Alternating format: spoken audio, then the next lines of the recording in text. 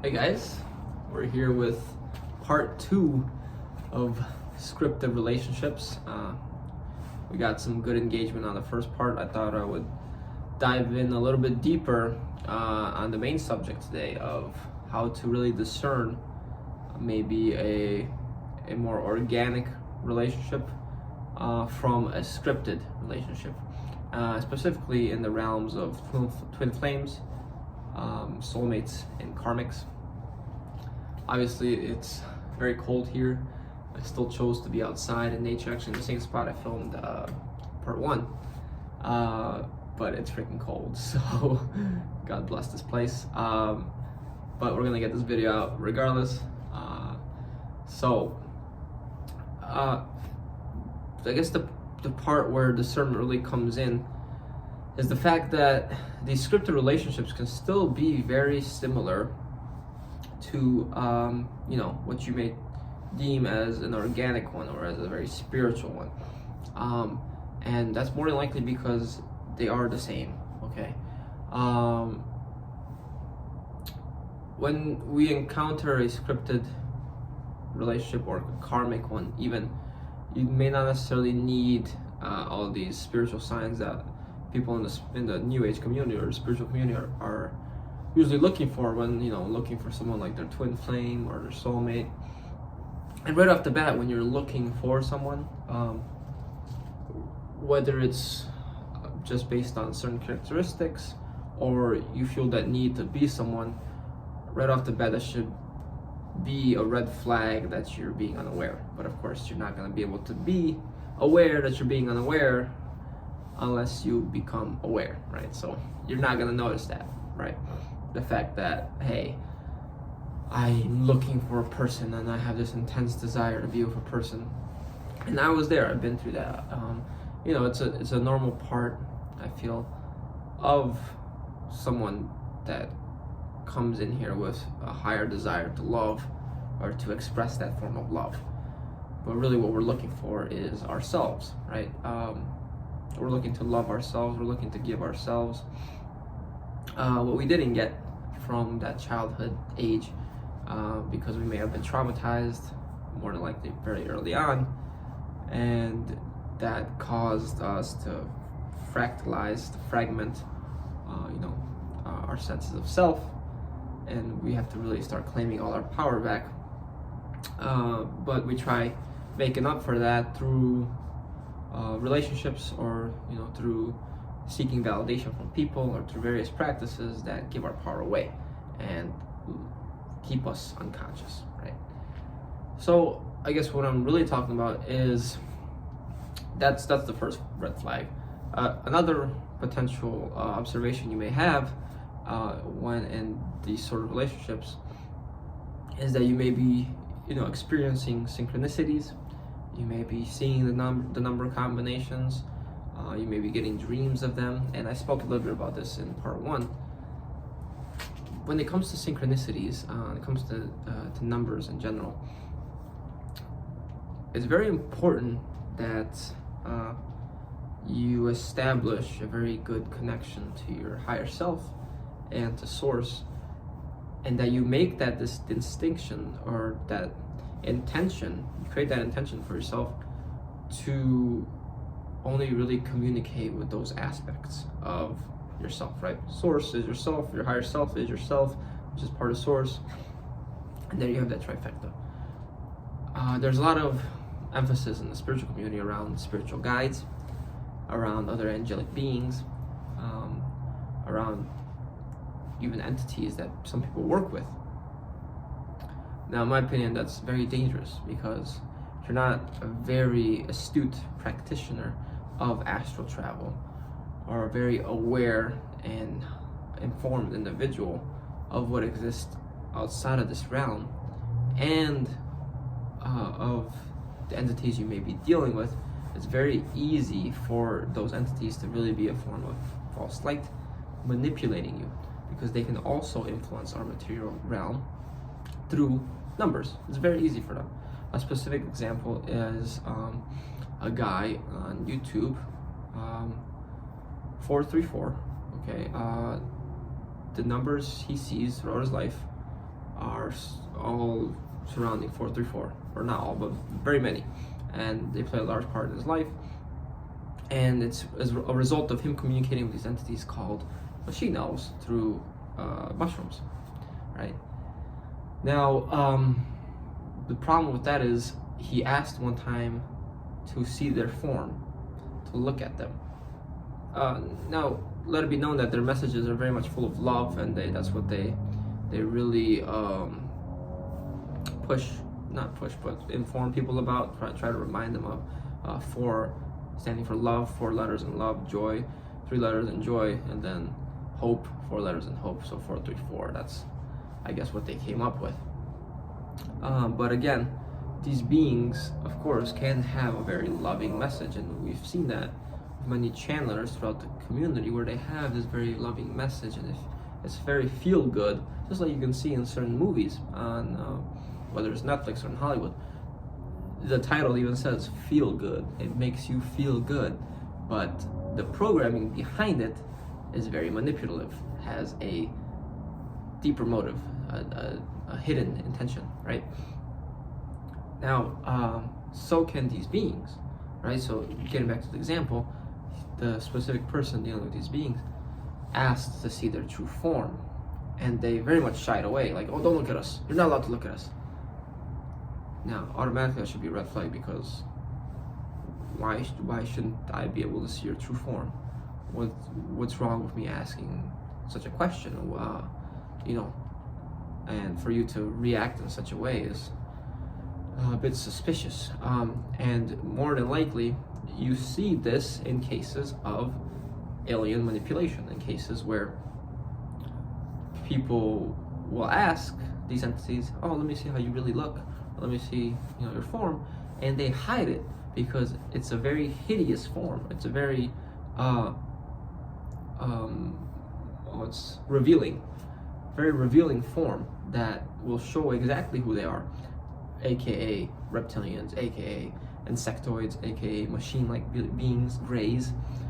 These sort of beings are behind this manipulation, which, you know, Gnostics may know as archons, part of this higher level, whatever, demiurge. And I say higher because it's only higher than them, it's not higher than us. We have the full creative potential to really shift these storylines, shift these scripts, and, you know, break free of the deception. They're only as powerful as we are willing to be deceived, or as we are unconscious to the deception, right? The moment we start claiming our sovereignty back and standing in that absolute power is the moment they lose all form of effectiveness against us, and their manipulation subsides, just like the wizard in The Wizard of Oz. Once you pull back the curtain, you realize it's a trick, and there is no power, right? There is no actual force behind anything. So, that being said, when you see these numbers, it's very common, and it's happened to me. I've, you know, with multiple relationships where, oh, this must be the one, you know, I'm seeing all these numbers. Could it be that she's the one? It's matching up, it's lining up, I'm hearing certain things, but it could just be a manipulation. It could just be an influence, you know, because you're so vulnerable to that, you're so susceptible, that just a simple sign like that, which could potentially be from your higher self, meaning something completely different, you are now taking it and interpreting it in your own biased way, right? So again, whether you're dealing with spirit guides, entities, angelic beings, things like that, we do not know much about them. Sometimes we don't even know much about our own higher selves. Our own higher selves potentially discovered through studying these regressive hypnosis, you know, studies, experiments, or sessions with people, that our higher self can even be implanted. Kind of like you can get implanted on the etheric level, on the astral level, mental level, things like that. The higher self can even be implanted potentially, and taken into their control. So your best bet is source, is, you know, something very pure outside of this whole matrix. in which it exists. And I recommend really establishing that connection first with Source, because when you establish the connection with Source, your inner being, really, you start filling in those gaps and those desires that you may have outside of yourself naturally, right? Oh, you start loving yourself, you start loving Source. All of a sudden, you don't feel the need to chase someone that will love you for who you are and appreciate you and validate you, because you give yourself that validation already. You already know that you're enough, right? That's a sort of healing that you dedicate yourself to naturally, and it begins expanding until you fully integrate the ego, right? And you make that a part of your divine essence of your being. So that's another thing to watch out for, another very similar component that these scripted relationships can have to potentially an organic relationship, something that's not being manipulated by external influences such as these archons, right?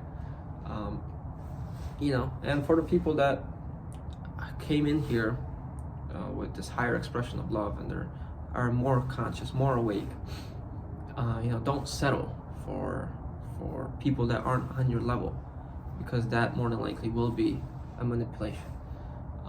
They will be trying to pull you down. They will be feeling stagnant and won't help you reach your true potential here, because they're not resonating on your level. They're resonating on the level you were or you are when you're attracting them, as in, oh, I have this hole that needs to be filled, and you are a match to that, and you're gonna suck the energy right out of me so that I can feel good temporarily, right?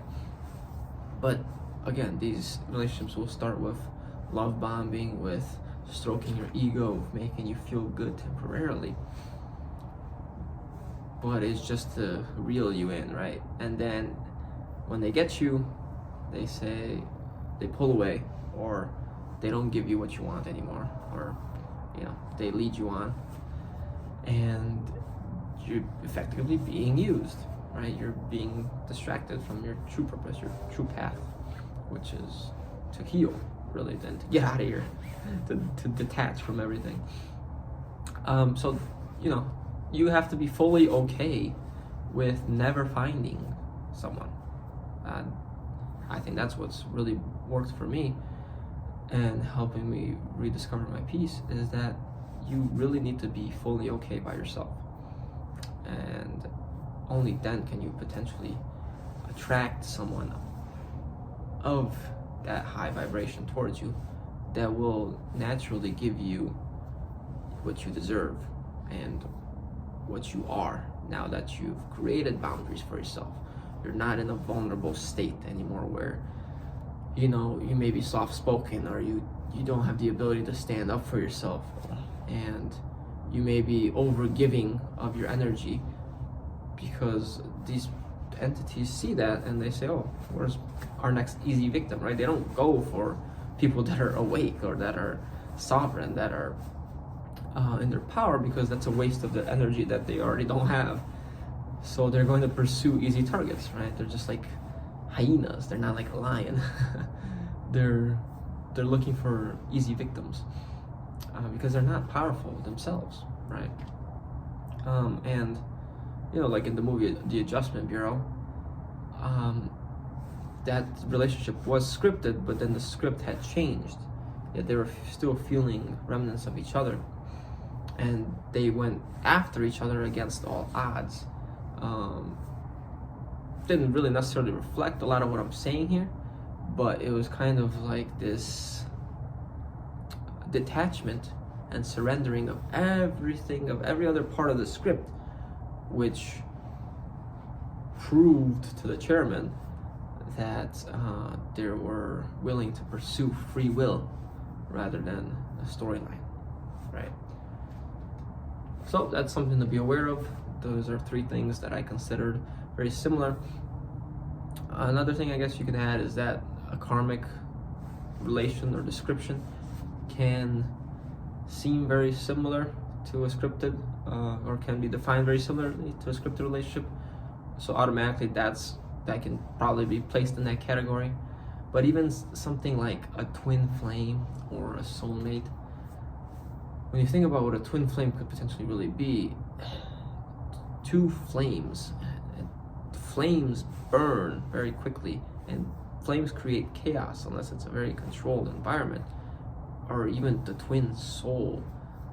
Could it be that the twin soul had split from one harmonious soul into two chaotic souls, or beings that when together it's very difficult to put back together, or if even possible? And that's another manipulation that these beings use in the spiritual community to simply leech off the energy created by that friction. Could it potentially be healed, balanced? Possible, but more than likely it's for their advantage. It's not something necessarily organic. And even, let's say, people in a soul's group, they can also be not operating on the same level, and they could pull someone down because, let's say, this aspect is very much into channeling or into working with various entities, and they don't know what they're dealing with, and they are being manipulated, and then they try to relay some messages to this other being, trying to engage you potentially in other relationships. You believe them because they have such psychic powers, and yet then they bring you down, right? They effectively manipulate you through their own beings, even if you're not implanted yourself. So these are some things to watch out for in all these categories: twin flame, soulmates. You will know when someone is a good match for you based on the harmony that is created in your life rather than the chaos, right? I think that's a main component for discretion, for discernment, that you can find. And when you intuitively feel these red flags, pay attention to them. Definitely do not ignore them, because they're screaming at you to pay attention, to become aware. And you may be chasing a sort of a pipe dream that's not really meant to be fulfilled, or it's an illusion, rather, right? I'm trying to think if there's anything else I want to add. I think that's it, though. Pay attention to signs, right? Respect your sovereignty. Make sure you are sovereign yourself for trying to engage in another relationship, whether in a relationship with another being, and definitely make sure they are sovereign themselves, right? And you're not gonna know that unless you're sovereign. Okay, that's it. I've had enough with you guys. I hope you guys enjoyed the information presented. Please take it into account. Let me know what you thought in the comments. Give it a like and subscribe. See you guys next time, next video.